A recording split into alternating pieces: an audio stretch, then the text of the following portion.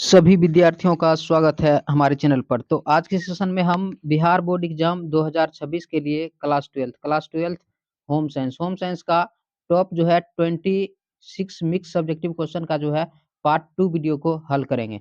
और इसका PDF link आप लोग को वीडियो के डिस्क्रिप्शन लिंक में मिल जाएगा, वहाँ से पीडीएफ डाउनलोड करके जो है इनको याद कर लीजिएगा।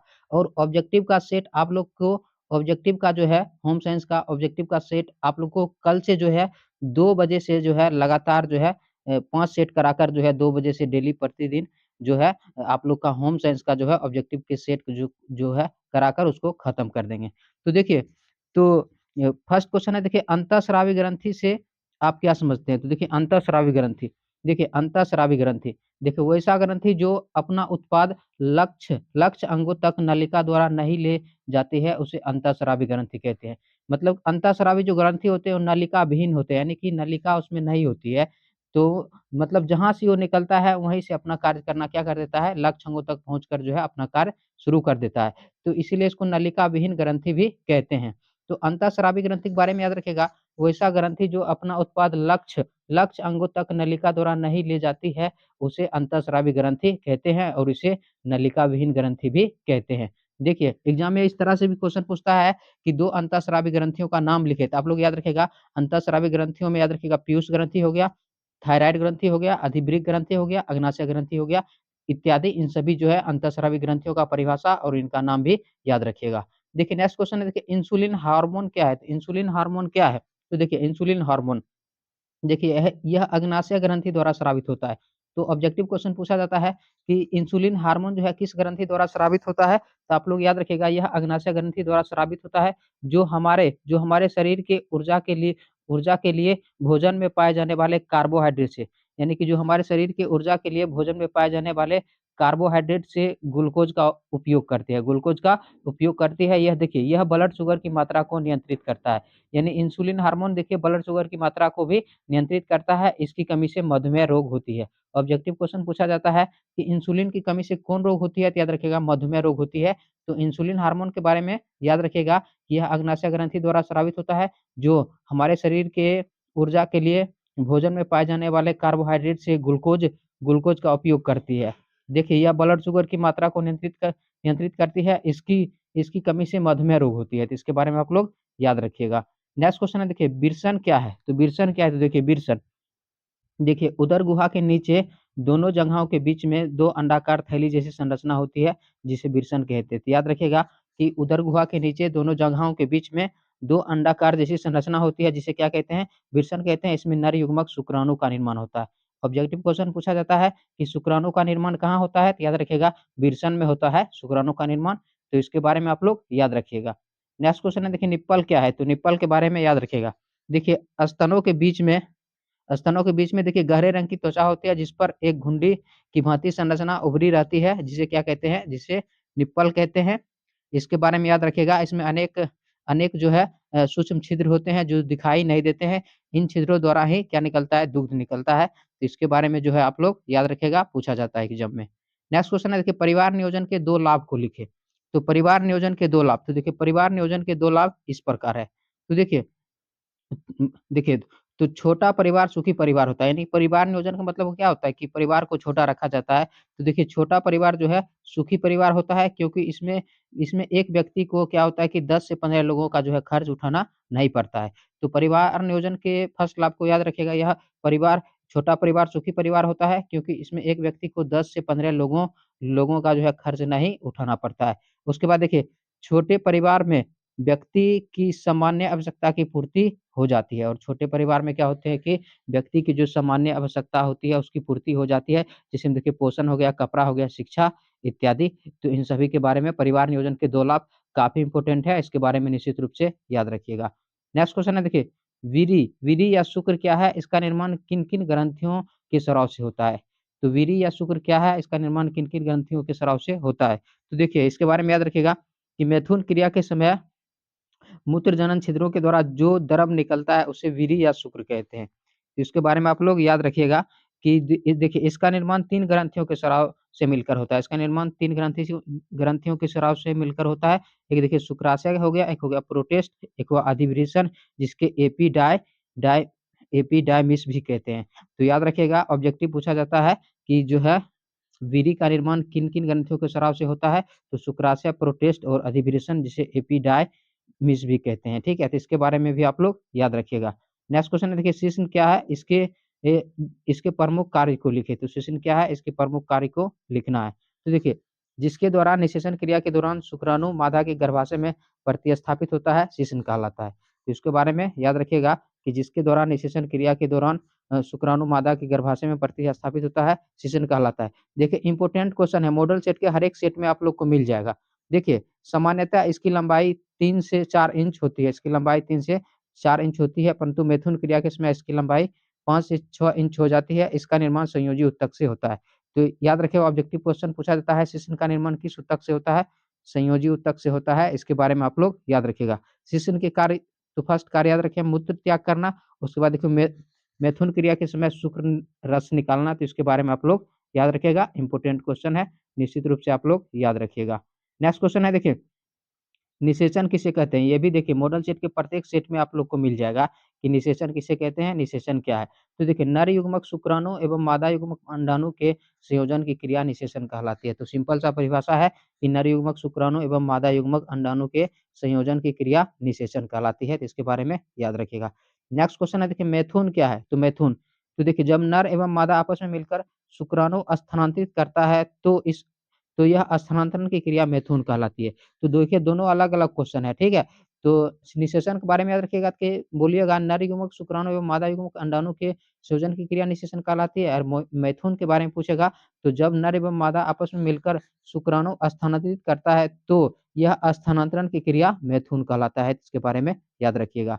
नेक्स्ट क्वेश्चन है, देखिए नर जनन अंगों के प्रमुख कार्य को लिखिए। ये भी क्वेश्चन इंपॉर्टेंट है कि नर जनन अंगों के प्रमुख कार्यों को लिखें। तो देखिए नर जनन अंग के प्रमुख कार्य निम्नलिखित है, जो इस प्रकार है। एक नंबर है, देखिए विरसन शुक्राणु निर्माण करता है। तो याद रखिएगा, शुक्राणु का निर्माण कौन करता है? विरसन जो है शुक्राणु निर्माण करता है। उसके बाद देखिए अधिवृषण, अधिवृषण जो होता है शुक्राणु का संचय और परिपक्व प्रदान करता है। और अधिवृषण का काम क्या होता है? तो याद रखिएगा, अधिवृषण काम होता है शुक्राणु को संचय और परिपक्व प्रदान करता है। ऑब्जेक्टिव क्वेश्चन पूछा जाता है कि शुक्राणु को संचय और परिपक्वता प्रदान करता है, तो याद रखिएगा अधिवृषण। और शुक्राणु का निर्माण कहाँ होता है? विरसन में। उसके बाद देखिए शुक्र वाहिका शुक्राणु को आगे बढ़ाता है। तो शुक्र वाहिका क्या करता है? शुक्राणु को आगे बढ़ाता है। उसके बाद देखिए शुक्राशय, शुक्राशय से द्रवित पदार्थ स्राव होता है। शुक्राशय से क्या होता है कि द्रवित पदार्थ जो है स्राव होता है। उसके बाद देखिए पुरस्थ ग्रंथि के द्वारा स्रावित द्रव शुक्राणु को सक्रिय बनाता है। तो शुक्राणु को सक्रिय कौन बनाता है? पुरस्थ ग्रंथि के द्वारा जो द्रव स्रावित होता है, वह शुक्राणु, वह द्रव क्या करता है? शुक्राणु को सक्रिय बनाता है। और देखिए शिश्न शुक्राणु को मादा की योनि में पहुंचाता है। तो ये नर जनन अंगों के प्रमुख कार्य याद रखिएगा। नेक्स्ट क्वेश्चन है, देखिए आहार आयोजन से क्या समझते हैं? तो आहार आयोजन से क्या समझते हैं? देखिए परिवार के विभिन्न सदस्य, यानी कि परिवार में विभिन्न सदस्य होते हैं, ठीक, जिसकी आयु सीमा भिन्न-भिन्न होते हैं, ठीक है? परिवार के विभिन्न सदस्यों के लिए तथा भिन्न-भिन्न समय पर, यानी कि अलग-अलग समय पर कैसा कैसा भोजन तैयार करना है, इसे सोच समझ कर बनाया जाता है। इसे क्या किया जाता है कि सोच समझ कर बनाया जाता है। देखिए इस सोच समझ और आयोजन योजना बनाने की प्रक्रिया को आहार आयोजन कहते हैं। तो याद रखिएगा, इस सोच समझ आयोजन और योजना बनाने की प्रक्रिया को आहार आयोजन कहते हैं। तो आहार आयोजन के बारे में याद रखिएगा, परिवार के विभिन्न सदस्यों के लिए भिन्न-भिन्न समय पर कैसा भोजन तैयार करना है, इसे सोच समझ कर बनाया जाता है। इस सोच समझ और आयोजन योजना बनाने की प्रक्रिया को आहार आयोजन कहते हैं। ये भी क्वेश्चन इंपॉर्टेंट है, याद रखिएगा। नेक्स्ट क्वेश्चन है, देखिए मिलावट क्या है? तो देखिए मिलावट, मिलावट ऐसी प्रक्रिया है जिसमें खाद्य पदार्थों की गुणवत्ता का स्तर निम्न हो जाता है, यानी कि खाद्य पदार्थ की जो गुणवत्ता का स्तर रहता है वो निम्न मतलब क्या? कम हो जाता है, मिलावट कहलाता है। तो मिलावट के बारे में सिंपल सा परिभाषा है, ऐसी प्रक्रिया जिसमें खाद्य पदार्थ की गुणवत्ता का स्तर निम्न हो जाता है, मिलावट कहलाता है। देखिए खाद्य पदार्थ में कोई मिलता-जुलता पदार्थ मिलाने, यानी कि खाद्य पदार्थ में कोई मिलता-जुलता पदार्थ जब मिला देते हैं, मिलाने अथवा उसमें से कोई तत्व क्या करते हैं? निकालने, या कोई हानिकारक तत्व मिलाने से, यानी कि खाद्य पदार्थों में कोई मिलता-जुलता पदार्थ मिला देंगे या उसमें से कोई तत्व निकाल लेंगे, ठीक है? या कोई हानिकारक तत्व मिलाने से खाद्य पदार्थ की गुणवत्ता में परिवर्तन हो जाता है, यानी कि खाद्य पदार्थ की जो गुणवत्ता रहता है, उस गुणवत्ता में परिवर्तन हो जाता है, जिसे क्या कहते हैं? मिलावट कहते हैं। तो मिलावट के बारे में याद रखिएगा। नेक्स्ट क्वेश्चन है, देखिए हमारे भोजन के मुख्य पोषक तत्वों के नाम लिखें। तो हमारे भोजन के मुख्य पोषक तत्वों के बारे में ये भी क्वेश्चन काफ़ी इम्पोर्टेंट है कि हमारे भोजन के मुख्य पोषक तत्वों के नाम लिखें। तो देखिए कार्बोहाइड्रेट हो गया, वसा हो गया, प्रोटीन हो गया, विटामिन, खनिज लवण इत्यादि हमारे भोजन के मुख्य पोषक तत्व है। यानी कि हमारे भोजन में ये सभी पोषक तत्व क्या रहते हैं? उपस्थित रहते हैं, जिसको क्या कहते हैं? जिसको संतुलित आहार कहते हैं। जिसको क्या कहते हैं? संतुलित आहार कहते हैं। संतुलित आहार के बारे में भी पूछा जाता है, उसके बारे में भी हम आप लोग को बताएँगे। तो हमारे भोजन के मुख्य पोषक तत्व के नाम में याद रखिएगा कार्बोहाइड्रेट, वसा, प्रोटीन, विटामिन, खनिज लवण इत्यादि हमारे भोजन के मुख्य पोषक तत्व है। नेक्स्ट क्वेश्चन देखिए खाद्य संरक्षण क्या है? इसके सिद्धांत को लिखें। तो खाद्य संरक्षण क्या है? इसके सिद्धांत को लिखें। देखिए खाद्य संरक्षण, देखिए वैसा प्रक्रिया जिसमें विभिन्न विधियों के द्वारा खाद्य पदार्थों को लंबे समय तक सुरक्षित रखा जाता है, खाद्य संरक्षण कहलाता है। तो याद रखिएगा कि खाद्य संरक्षण वैसा प्रक्रिया है जिसमें विभिन्न विधियों के द्वारा खाद्य पदार्थों के यानी कि जो खाने वाला पदार्थ होता है, उसको लंबे समय तक क्या किया जाता है कि सुरक्षित रखा जाता है, खाद्य संरक्षण कहलाता है। इसके 3 सिद्धांत हैं, इसके 3 सिद्धांत हैं। देखिए, भोजन के सूक्ष्म जैविक अपघटन को रोकना या विलंबित करना, यानी कि भोजन का जो सूक्ष्म जैविक अपघटन होता है, उसको रोकना या विलंबित करना। उसके बाद देखिए भोजन को स्व अपघटन को रोकना या विलंबित करना, यानी कि भोजन को स्वतः खराब होने से बचाना। देखिए कीड़ों हो गया, जानवरों हो गया, यांत्रिक कारणों से क्षति को रोकना, यानी कि कीड़ों हो गया, जानवर हो गया, यानी कि भोजन में कोई यांत्रिक कारण है, उसकी क्षति को रोकना क्या होता है कि खाद्य संरक्षण के जो है सिद्धांत है। तो इसके बारे में तीनों सिद्धांत और खाद्य संरक्षण का परिभाषा आप लोग याद रखिएगा। नेक्स्ट क्वेश्चन देखिए मानसिक कार्य, ये भी क्वेश्चन काफ़ी इंपोर्टेंट है, हर एक सेट में आप लोग को मिलेगा। तो देखिए मानसिक कार्य करने वाले को अत्यधिक प्रोटीन की आवश्यकता क्यों होती है? तो मानसिक कार्य करने वाले को अत्यधिक प्रोटीन की आवश्यकता क्यों होती है? तो देखिए प्रोटीन से टायरोसिन नामक एमिनो अम्ल का स्तर बढ़ जाता है। तो याद रखिएगा प्रोटीन खाने से क्या होता है कि टायरोसिन नामक एमिनो अम्ल का स्तर बढ़ जाता है, जो मस्तिष्क को देखिए देखिए नॉरपेनेफ्रिन नॉरपेनेफ्रिन और देखिए डोपामाइन जैसे रासायनिक संवेदवाहक का निर्माण करने के लिए क्या करता है? प्रेरित करता है। इसलिए मानसिक कार्य करने वाले को अत्यधिक प्रोटीन की आवश्यकता होती है। तो याद रखिएगा कि प्रोटीन खाने से टायरोसिन नामक एमिनो अम्ल का स्तर क्या होता है? बढ़ जाता है, जो मस्तिष्क को देखिए नॉरपेनेफ्रिन और देखिए डोपामाइन जैसे रासायनिक वाहकों के निर्माण करने के लिए क्या करता है? प्रेरित करता है। इसलिए मानसिक मानसिक जो है कार्य करने वाले को अत्यधिक प्रोटीन की आवश्यकता होती है, याद रखिएगा। नेक्स्ट क्वेश्चन है देखिए स्त्रियों में सामान्यतः लौह लवण की कमी पाई जाती है, यानी कि स्त्रियों में जो है सामान्यतः लौह लवण की कमी पाई जाती है, क्यों? तो देखिए मासिक चक्र की वजह से देखिए मासिक चक्र के बारे में हम आप लोग को सेट 1 में बताए हैं। अगर आप लोग नहीं पढ़े हैं तो पढ़ लीजिएगा, इम्पोर्टेंट है, एग्ज़ाम में मासिक चक्र के बारे में पूछा जाता है। तो देखिए मासिक चक्र की वजह से स्त्रियों के शरीर में लौह लवण की कमी हो जाती है। तो याद रखिएगा कि मासिक चक्र की वजह से स्त्रियों में लौह लवण की कमी हो जाती है, जिससे वह एनीमिया रोग की शिकार हो जाती है। तो याद रखिएगा स्त्रियों में सामान्यतः लौह लवण की कमी से क्यों पाई जाती है? तो मानसिक रक्तचक्र की वजह से स्त्रियों में लौह लवण की कमी हो जाती है, और जिससे क्या होती है कि एनीमिया रोग की क्या हो जाती है? शिकार हो जाती है, ठीक है? तो इसके बारे में आप लोग याद रखिएगा। नेक्स्ट क्वेश्चन है देखिए भोजन पर बैक्टीरिया का क्या प्रभाव पड़ता है? तो भोजन पर बैक्टीरिया यानी कि जीवाणु का क्या प्रभाव पड़ता है? देखिए बैक्टीरिया बैक्टीरिया भोजन के साथ मिलकर तेजी से अपनी संख्या में वृद्धि करती है। यानी कि बैक्टीरिया जो होते हैं, जीवाणु होते हैं, वो भोजन के साथ मिलकर तेजी से अपनी संख्या में वृद्धि करती है और भोजन को विषाक्त बना देती है, और भोजन को क्या करते हैं? विषाक्त बना देते हैं, जहरीला बना देते हैं। देखिए जैसे ही व्यक्ति द्वारा विषाक्त भोजन ग्रहण किया जाता है और जैसे ही कोई व्यक्ति उस विषाक्त भोजन को ग्रहण करते हैं, तो बैक्टीरिया द्वारा उसके आमाशय तथा आंतों में अपना दुष्प्रभाव दिखाना प्रारंभ कर दिया जाता है। यानी कि कोई व्यक्ति उस विषाक्त भोजन को ग्रहण करते हैं, तो बैक्टीरिया द्वारा उनके आमाशय तथा आंतों में अपना दुष्प्रभाव दिखाना प्रारंभ कर दिया जाता है, और व्यक्ति को पेट में दर्द, बदन दर्द तथा उल्टियाँ जैसी समस्या बनी रहती है। और व्यक्ति को क्या होते हैं कि पेट में दर्द, बदन दर्द तथा उल्टियाँ जैसी समस्या बनी रहती है। तो भोजन पर बैक्टीरिया का क्या प्रभाव रहता है, इसको आप लोग याद रखिएगा। नेक्स्ट क्वेश्चन है देखिए संरचनात्मक डिज़ाइन क्या है? तो संरचनात्मक डिज़ाइन देखिए, वह डिज़ाइन जिसमें रेखाओं, आकार, बनावट और रंगों का प्रयोग सौंदर्य उत्पत्ति की अपेक्षा वस्तु की बनावट और उपयोगिता की दृष्टि से अधिक हुआ हो, उसे संरचनात्मक डिज़ाइन कहते हैं। तो संरचनात्मक डिज़ाइन के बारे में याद रखिएगा, वह डिज़ाइन जिसमें रेखाओं, आकारों और बनावट और रंगों का प्रयोग सौंदर्य उत्पत्ति की अपेक्षा यानी कि सौंदर्य दिखाने की अपेक्षा जो है, वस्तु की बनावट और उपयोगिता की दृष्टि से अधिक हुआ हो, उसे क्या कहते हैं? संरचनात्मक डिज़ाइन कहते हैं। तो इसके बारे में याद रखिएगा। इस डिज़ाइन में किसी किसी संरचना को सुरक्षित और कार्यात्मक बनाया जाता है और इस डिज़ाइन में क्या होता है कि किसी भी संरचना को देखिए सुरक्षित और कार्यात्मक बनाया जाता है। तो संरचनात्मक डिज़ाइन के बारे में भी आप लोग याद रखिएगा। नेक्स्ट क्वेश्चन देखिए बनावट, जिसको देखिए टेक्सचर से क्या क्या अभिप्राय है, यानी कि क्या समझते हैं? ये भी क्वेश्चन इम्पोर्टेंट है।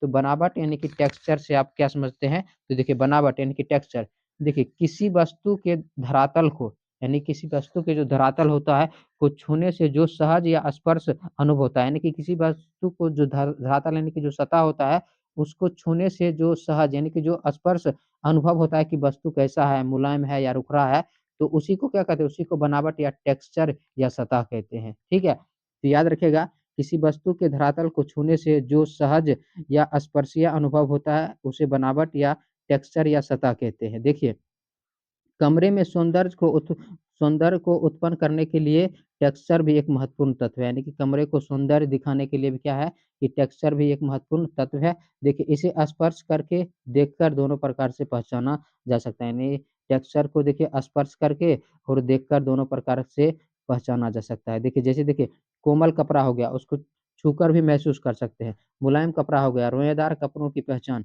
देखिए, टाइलों टाइलों की बनी दीवार और ईंटों का फर्श की पहचान, तो यही सब क्या होता है? टेक्सचर होता है, यानी कि संरचना होता है। तो इसके बारे में आप लोग, बनावट होता है, संरचना एक ही होता है, इसके बारे में आप लोग याद रखिएगा। नेक्स्ट क्वेश्चन देखिए, ट्रेवलर्स दस्त क्या है? ये भी क्वेश्चन इम्पोर्टेंट है। तो ट्रेवलर्स दस्त क्या है? तो देखिए विदेशी यात्रा के दौरान, जब विदेशी यात्रा करते हैं, कहीं जाते हैं, तो देखिए आपका शरीर नई बीमारी बीमारी पैदा करने वाले जर्म्स यानी कि जीवाणु के संपर्क में आता है, ठीक है? तो याद रखिएगा कि विदेशी यात्रा के दौरान आपका शरीर नई बीमारी पैदा करने वाले जर्म्स यानी कि जीवाणु के जो है संपर्क में आता है।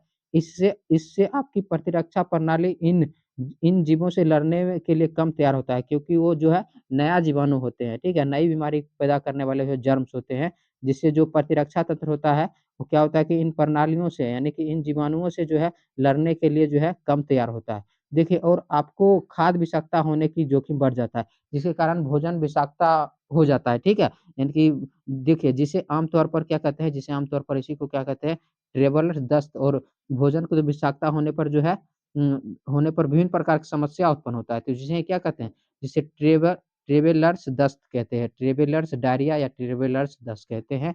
तो आप लोग याद रखिएगा, विदेशी यात्रा के दौरान आपका शरीर नई बीमारी पैदा करने वाले जर्म्स के संपर्क में आता है। इससे इससे आपकी प्रतिरक्षात्मक प्रणाली इन जीवों से लड़ने के लिए कम तैयार होती है, और आपको आपको खाद्य विषाक्तता होने का जोखिम बढ़ जाता है, जिसे आमतौर पर ट्रेवलर्स डायरिया या दस्त कहते हैं। इसके बारे में आप लोग याद रखिएगा।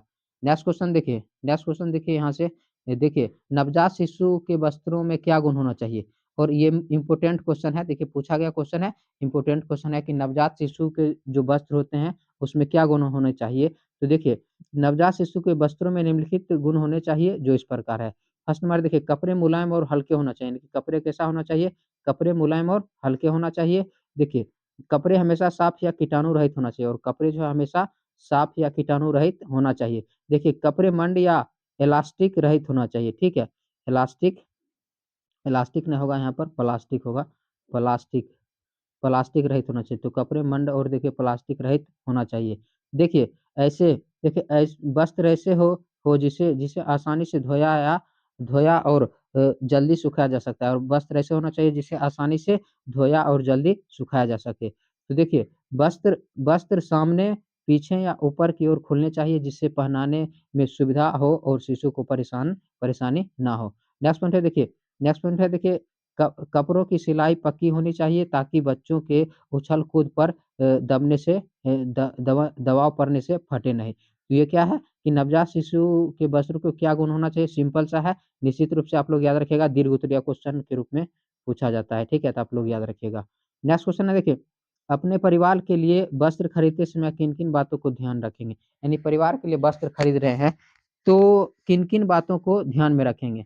तो देखिए, अपने परिवार के लिए वस्त्र खरीदते समय निम्नलिखित बातों को ध्यान रखना चाहिए, निम्नलिखित बातों को ध्यान रखना चाहिए, जैसे उद्देश्य, यानी कि किस उद्देश्य के, यानी कि किस पर्व त्योहार में पहनेंगे, तो उसका क्या करना चाहिए? उद्देश्य को पहले ध्यान में रखना चाहिए। तो देखिए उद्देश्य, देखिए कपड़े को चुनते समय सर्वप्रथम वह किस उद्देश्य से खरीदा जा रहा है, इस बातों को ध्यान में रखना आवश्यक होता है। यानी कि कपड़े को चुनते समय यानी कि खरीदते समय सर्वप्रथम वह किस किस जो है उद्देश्य से खरीदा जा रहा है, इस बातों बातों को ध्यान में रखना आवश्यक है। देखिए कपड़ा सदैव सदैव प्रयोजन यानी कि जिस कार्य के लिए खरीदते हैं, उसी के अनुसार क्या होता है कि खरीदना चाहिए, क्योंकि विभिन्न कार्यों के लिए एक समान वस्त्र कपड़ा नहीं खरीदा सकता, यानी कि विभिन्न कार्यों के लिए एक समान कपड़ा नहीं खरीदा जा सकता। जैसे देखिए विवाह, जन्मदिन, त्योहार आदि पर कलात्मक कपड़े खरीदे जा खरीदे जाते हैं, ठीक है? उसके बाद देखिए गुणवत्ता यानी कि कपड़ों में क्या गुण होना चाहिए? देखिए बाज़ार में विभिन्न प्रकार की किस्मों की भरमार होती है, यानी कि बाज़ार में क्या होते हैं, विभिन्न प्रकार की किस्मों की भरमार होती है। हमें अपनी आवश्यकता के अनुसार भी अनुसार देखिए विभिन्न स्तर के कपड़ों से अपने अपने लिए उत्तम गुणवत्ता के कपड़ों का चयन करना चाहिए। यानी कि हमें अपने क्या करना चाहिए, आवश्यकता के अनुसार देखिए विभिन्न स्तर के कपड़ों में से अपने अपने लिए उत्तम गुणवत्ता कपड़ों के चयन करना चाहिए। देखिए, उत्तम किस्म के कपड़े का चुनाव करते समय निम्नलिखित बातों को ध्यान में चाहिए। अगर अच्छे किस्म के कपड़े खरीद रहे हैं तो निम्नलिखित बातों को ध्यान में रखना चाहिए। टिकाऊपन होना चाहिए उसमें, धोने में सुविधाजनक होना चाहिए, पसीने सोखने की क्षमता होना चाहिए, रंग का पक्कापन होना चाहिए, उसमें से रंग निकलना नहीं चाहिए। तो इन बातों को भी आप लोग याद रखिएगा। देखिए उसके बाद देखिए मूल्य, तो देखिए वस्त्रों के लिए कपड़ों को चुनाव करते समय उसके मूल्यों का ध्यान रखना चाहिए, यानी कि उसके मूल्य को ध्यान रखकर ही कपड़े खरीदने चाहिए। देखिए कपड़ों की खरीदारी सदैव अपने बजट के अनुसार करना चाहिए, यानी कि जितना बजट हो उसी के अनुसार कपड़े कपड़े की जो है खरीदारी करनी चाहिए। देखिए ऋतु यानी कि वस्त्र सदैव मौसम के अनुसार खरीदने चाहिए, तो वस्त्र हमेशा किसके अनुसार खरीदना चाहिए, किस मौसम में वस्त्र पहनेंगे उसके अनुसार खरीदना चाहिए। देखिए गर्मियों के लिए ठंडे तंतुओं से बने वस्त्र अच्छे होते हैं, यानी गर्मियों के लिए जो वस्त्र होते हैं वो ठंडे तंतुओं से बने वस्त्र अच्छे होते हैं। अतः गर्मियों में सूती सूती तथा लिनन वस्त्र खरीदने चाहिए, और गर्मियों में क्या खरीदना चाहिए, किस प्रकार के वस्त्र, सूती तथा लिनन वस्त्र खरीदने चाहिए। सर्दियों में ऊनी वस्त्र तथा रेशमी वस्त्र के बने वस्त्रों का उपयोग करना चाहिए। ये दीर्घितीय क्वेश्चन है, इसका आप लोग स्क्रीनशॉट कर लीजिए। इसका पीडीएफ भी आप लोग को वीडियो के डिस्क्रिप्शन लिंक में मिल जाएगा, और वहाँ पर नंबर भी दिया हुआ है, उस पर मैसेज करके भी आप लोग पीडीएफ प्राप्त कर सकते हैं। तो देखिए नेक्स्ट क्वेश्चन है, देखिए देखिए भोजन को विषाक्त बनाने वाले पदार्थों का उल्लेख करिए, यानी कि कौन-कौन से पदार्थ भोजन को विषाक्त बना देते हैं, तो उन पदार्थों का उल्लेख कीजिए यानी कि वर्णन कीजिए। तो देखिए भोजन को विषाक्त बनाने वाले प्रमुख पदार्थ निम्नलिखित है जो इस प्रकार है। भोजन को विषाक्त बनाने वाले प्रमुख पदार्थ निम्नलिखित है जो इस प्रकार है। देखिए सीसा, देखिए सीसा एक विषैला धातु है। सीसा क्या है? सीसा एक विषैला धातु है जिसके द्वारा भोजन को विषाक्त बना बना दिया जाता है। तो याद रखिएगा सीसा एक विषैला धातु है जिसके द्वारा भोजन को विषाक्त बना दिया जाता है। ऐसे भोजन ग्रहण करने से, अगर ऐसे भोजन को ग्रहण करते हैं, तो ग्रहण करने से शरीर में खून की कमी हो जाती है। इसके द्वारा गुर्दा तथा धमनियों को हानि पहुँचाती है। तो याद रखिएगा सीसा क्या है? एक विषैला धातु है जिसके द्वारा भोजन को विषाक्त बना दिया जाता है। ऐसे भोजन ग्रहण करने से शरीर में खून की कमी हो जाती है। इसके द्वारा गुर्दा तथा धमनियों को हानि पहुँचाती है। उसके बाद देखिए घटिया, देखिए घटिया देखिए एनिमल, तो देखिए जिन बर्तनों का एनिमल घटिया होता है, यानी कि क्वालिटी क्या होता है? घटिया होता है, उसमें भोजन पकाने से भोजन विषैला हो जाता है, और उसमें भोजन पकाने से क्या हो जाता है कि भोजन विषैला हो जाता है। नेक्स्ट पॉइंट है देखिए पीतल तथा टीन के बर्तन। देखिए पीतल तथा टीन के बर्तन, देखिए पीतल तथा टीन के बर्तन में अम्लयुक्त भोजन बनाने से विषैला हो जाता है। यानी कि अम्लयुक्त यानी कि जो खट्टे भोजन है उसको बनाने से क्या हो जाते हैं कि विषैला हो जाते हैं। तो याद रखिएगा पीतल तथा टीन के बर्तन में अम्लयुक्त भोजन बनाने से वह विषैला हो जाता है। उसके बाद देखिए जिंक, देखिए जिंक का प्रयोग पीतल के बर्तनों को रंगने में किया जाता है। जिंक का प्रयोग किया जाता है पीतल के बर्तन को रंगने में किया जाता है। ऐसे बर्तन में भोजन बनाने से रंग का कुछ अंश भोजन में चला जाता है, और ऐसे बर्तन में जब भोजन बनाते हैं तो रंग का कुछ अंश भोजन में चला जाता है, जिससे भोजन क्या हो जाता है? विषैला हो जाता है। उसके बाद देखिए कीटनाशक, तो देखिए सब्जियों तथा फलों को कीड़ों से बचाने के लिए उन पर कीटनाशक घोल का प्रयोग होता है, जो जो फल तथा सब्जियों को विषाक्त बना देता है। तो क्या है? ये जो है, ये सभी जो है भोजन को विषैला बनाने वाले पदार्थों है, इसके वर्णन कीजिए। ये भी दीर्घ-उत्तरीय क्वेश्चन, इम्पोर्टेंट क्वेश्चन है, तो आप लोग जो है इसका स्क्रीनशॉट ले लीजिए, पीडीएफ में मिल जाएगा वीडियो के डिस्क्रिप्शन लिंक में। तो देखिए नेक्स्ट क्वेश्चन है, देखिए भोजन को विषाक्तता का अर्थ क्या है? मानव शरीर पर विषाक्त भोजन से क्या प्रभाव पड़ता है? यानी कि भोजन विषाक्तता का अर्थ क्या है? मानव शरीर पर विषाक्त भोजन का क्या प्रभाव पड़ता है? उसका क्या करना है? वर्णन करना है। तो देखिए भोजन की विषाक्तता का अर्थ क्या है? देखिए भोजन की विषाक्तता का अर्थ यह है कि भोजन को विषैले जीवाणुओं के द्वारा दूषित होना। तो याद रखिएगा भोजन भोजन के जो है भोजन की विषाक्तता का अर्थ क्या है कि भोजन को विषैले जीवाणुओं के द्वारा दूषित होना। देखिए ऐसे ऐसे भोजन ग्रहण करने से पेट में दर्द हो गया, बदन में दर्द हो गया, उल्टियाँ जैसी समस्या उत्पन्न होती है। तो भोजन विषाक्तता का अर्थ याद रखिएगा। तो भोजन की विषाक्तता का अर्थ आप लोग याद रखिएगा कि भोजन की विषाक्तता का अर्थ यह है कि भोजन को विषैले जीवाणुओं के द्वारा दूषित होना। ऐसे भोजन ग्रहण करने से पेट में दर्द हो गया, बदन में दर्द हो गया और उल्टी जैसी समस्या उत्पन्न होती है। अब देखिए मानव शरीर पर विषाक्त भोजन के प्रभाव इस प्रकार है। तो मानव शरीर पर विषाक्त भोजन का क्या प्रभाव है? तो देखिए व्यक्ति में देखिए व्यक्ति के शरीर में विषाक्त भोजन करने से क्या होता है? देखिए व्यक्ति के शरीर में कमजोरी तथा थकान महसूस होने लगता है। यानी कि व्यक्ति के शरीर में देखिए कमजोरी तथा थकान महसूस होने लगता है। देखिए पीड़ित व्यक्ति की नाड़ी तीव्रता से चलने लगती है। पीड़ित व्यक्ति की नाड़ी तीव्रता से चलने लगती है। विषाक्त भोजन जब जब शरीर में पहुंचती है, तो विषाक्त भोजन जब शरीर में पहुंचती है तो वह कष्ट तथा पीड़ा उत्पन्न होती है। तो विषाक्त भोजन जब शरीर में पहुंचती है तो कष्ट तथा पीड़ा उत्पन्न करती है। व्यक्ति को दस्त होती है और उसे बुरी तरह उल्टियाँ होने लगती है। व्यक्ति को दस्त होती है और उसे बुरी तरह उल्टियाँ होने लगती है। पीड़ित व्यक्ति की निर्जलीकरण के कारण मृत्यु हो जाती है और उसके बार-बार दस्त और उल्टी होने से उसके शरीर में जल की कमी हो जाती है, जिसके कारण क्या हो जाती है? उसकी मृत्यु हो जाती है। उसके बाद देखिए विषाक्त भोजन ग्रहण ग्रहण करने से यहाँ पर क्या होगा? ग्रहण होगा। ग्रहण करने से ग्रहण करने से पेट में दर्द, बदन दर्द तथा उल्टी जैसी समस्या उत्पन्न होती है। ये भी क्वेश्चन इम्पोर्टेंट क्वेश्चन है, इसका भी आप लोग स्क्रीनशॉट कर लीजिए। तो देखिए नेक्स्ट क्वेश्चन देखिए पर्यावरण का अर्थ क्या है? तो पर्यावरण का अर्थ क्या है? हमारे जीवन में क्या महत्व है? इसके संरक्षण के 3 उपाय को लिखिए। ये भी क्वेश्चन दीर्घ उत्तरीय क्वेश्चन है कि पर्यावरण का अर्थ क्या है? हमारे जीवन में क्या महत्व है? और इसके संरक्षण के 3 उपाय को लिखिए। तो देखिए पर्यावरण 2 शब्दों से मिलकर बना है। पर्यावरण क्या है? 2 शब्दों से मिलकर बना है। देखिए परि तथा आवरण। देखिए परि का अर्थ होता है ढके हुए, परि का अर्थ क्या होता है? ढके हुए तथा आवरण का अर्थ होता है परिवेश। आवरण का अर्थ क्या होता है? परिवेश अर्थात पर्यावरण का अर्थ ढके हुए परिवेश या वातावरण होता है। पर्यावरण का अर्थ क्या होता है? ढके हुए परिवेश या वातावरण होता है। इसलिए पृथ्वी के चारों ओर से घेरने अथवा ढकने वाले आवरण को पर्यावरण कहते हैं। यानी कि जो आवरण पृथ्वी के चारों ओर से घेरे रखे हैं या ढकने वाले आवरण को क्या कहते हैं? पर्यावरण कहते हैं। पर्यावरण के बारे में उसके बाद देखिए पर्यावरण का महत्व क्या है? तो पर्यावरण का महत्व देखिए पर्यावरण का हमारे जीवन में बहुत महत्व है। पर्यावरण का क्या है हमारे जीवन में बहुत महत्व है। देखिए पर्यावरण के द्वारा द्वारा ही पृथ्वी पृथ्वी पर जीवन संभव है। पर्यावरण के द्वारा ही पृथ्वी पर जीवन संभव है। यदि आज हम जीवित हैं तो उसमें बहुत बड़ा योगदान पर्यावरण का ही है। यदि आज हम जीवित हैं तो उसके उसमें बहुत बड़ा योगदान पर्यावरण का है। देखिए पर्यावरण के कारण हमारे मूलभूत आवश्यकता की पूर्ति होती है। पर्यावरण के कारण क्या होते हैं कि हमारे मूलभूत आवश्यकता की पूर्ति होती है। देखिए एक अच्छा और स्वस्थ पर्यावरण हमें बेहतर जीवन जीने में मदद करता है और एक अच्छा और स्वस्थ पर्यावरण है तो हम हमें जो है बेहतर जीवन जीने में मदद करता है। तो पर्यावरण का महत्व याद रखिएगा और पर्यावरण के संरक्षण के उपाय तो 3 उपाय देखिए। देखिए अधिक से अधिक संख्या में पेड़-पौधे लगाना चाहिए, अधिक से अधिक संख्या में पेड़-पौधों को लगाना चाहिए। प्राकृतिक संसाधनों का विवेकपूर्ण उपयोग करना चाहिए और जो प्राकृतिक संसाधन है उसका विवेकपूर्ण उपयोग करना चाहिए।